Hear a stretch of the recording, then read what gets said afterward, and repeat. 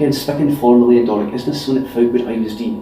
Because if you to get to kind of point in your life for your speaking in front of folk, you've had to do a lot of that in English, and that's just what you're learned to do, is to switch to speaking English all the time. So this is why we oorNews, we didn't want to dwell on this. We want to move for it. Again, good news, again, really bad news, that's in the past now. And there's some awful good news. So Scots is the new official language of Scotland. So far here came that.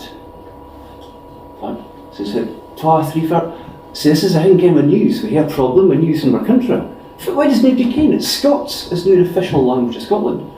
So this happened again on St Andrew's Day this year, when it was actually made official.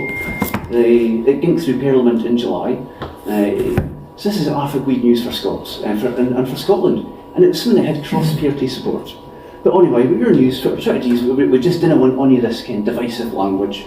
And what we're trying to do is we're trying to scream for everybody.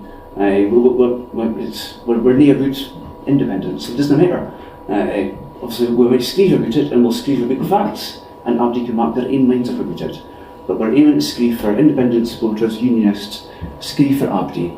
But if we're going to hate to scream about anything political, we're pacifist, we support human rights, and we support democratically regulated free markets.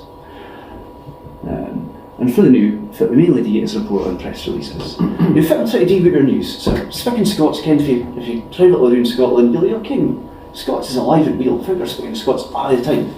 But Ken, if you log into some folk for a long time, kind of family that speaks Scots. Again, my family speaks Scots, but we don't speak Scots all the time. We're bombarded with English. Ken, if you're only reading English, you'll hear somebody that's speaking right Scots, and then someone will pop up on their phone, they'll put out some news, they'll read out the headline in English, and then the conversation will switch to English.